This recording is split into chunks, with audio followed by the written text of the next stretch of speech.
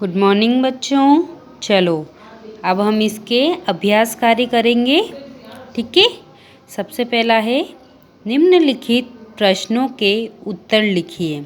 इसमें पहला क्वेश्चन है शब्द किसे कहते हैं, उदाहरण देकर समझाइए। तो शब्द किसे कहते हैं? वर्णों के सार्थक मेल को शब्द कहते हैं। तो अपन कैसे लिखेंगे? वर्णों के सार्थक मेल को शब्द कहते हैं। दूसरा क्वेश्चन है शब्द कितने प्रकार के होते हैं बताइए।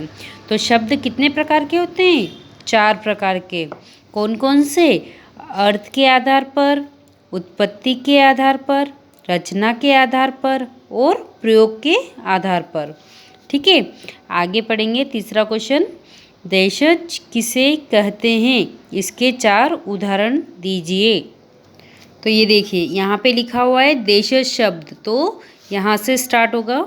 देश की बोलचाल में पाए जाने वाले शब्द देशज शब्द कहलाते हैं। अब इसके उदाहरण भी पूछे हैं तो उदाहरण में लिखेंगे पगड़ी, खाट, कुदाल, लोटा, पेड़ आदि। ठीक है। अब अगला क्वेश्चन है उत्पत्ति के आधार पर शब्दों को कितने भागों में बांटा गया है। अब उत्पत्ति के आधार पर कितने शब्दों में बांटा गया है?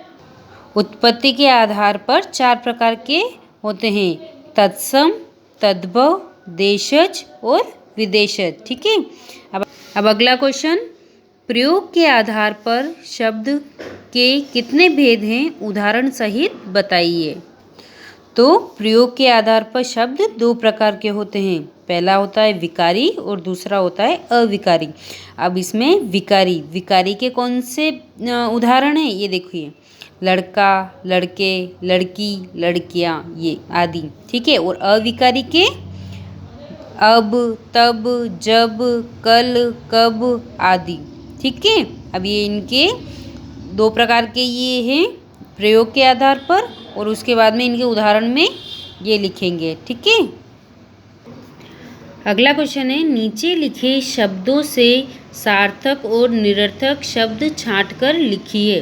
तो इसमें पहला है जल, लंबा, तरबूज, पतंग, हल, वला, सीखा, मंखा, इल, णक, लूबा, खंबा, चीड़ू, पंखा, संतरा, उजिड़, उड़, कंगा, डक्की और दीपक।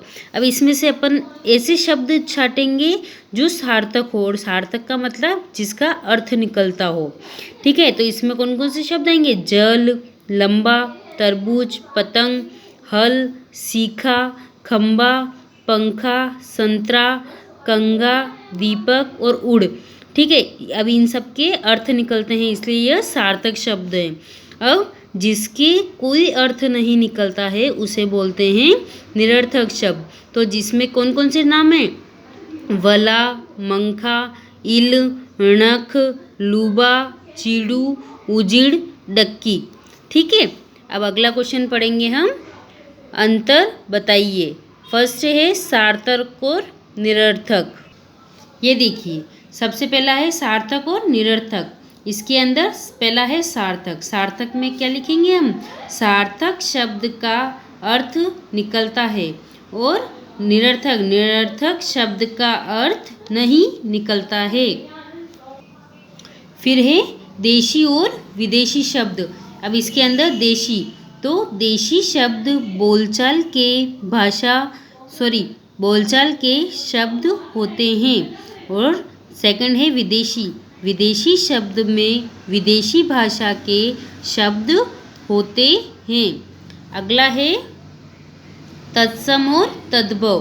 तत्सम के अंदर आएगा तत्सम शब्द का प्रयोग संस्कृत का हिंदी में प्रयोग होता है। और तद्भव में होगा तद्भव शब्द का प्रयोग संस्कृत भाषा के शब्द अपना रूप बदलकर हिंदी में आते हैं। ठीक है। इन दोनों में ये अंतर है।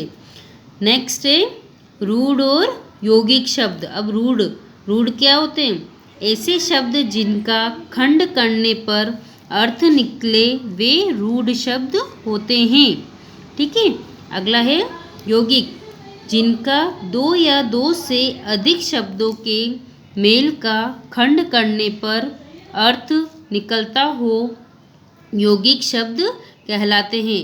ये इसके चारों अंतर हैं। इसे आप कॉपी में इसी तरह नोट करेंगे, ठीक है। अब अगला क्वेश्चन है, लिखिए चार देशज शब्द। चार देशज शब्द लिखेंगे, पगड़ी, खाट, कुदाल, लोटा, ठीक है। अगला है चार विदेशज शब्द, डॉक्टर, स्टेशन, सिगरेट, तलाश, ठीक है। चार रूढ़ शब्द, इसके अंदर जल, पेड़, नाक, कल, ठीक है। अगला है चार यौगिक शब्द, इसके अंदर गौशाला, भूतपूर्व, कर्जदार और स्वदेश, ठीक है। सभी बच्चे अपनी नोटबुक में ये अभ्यास कार्य पूरा अच्छे से करेंगे, ठीक है।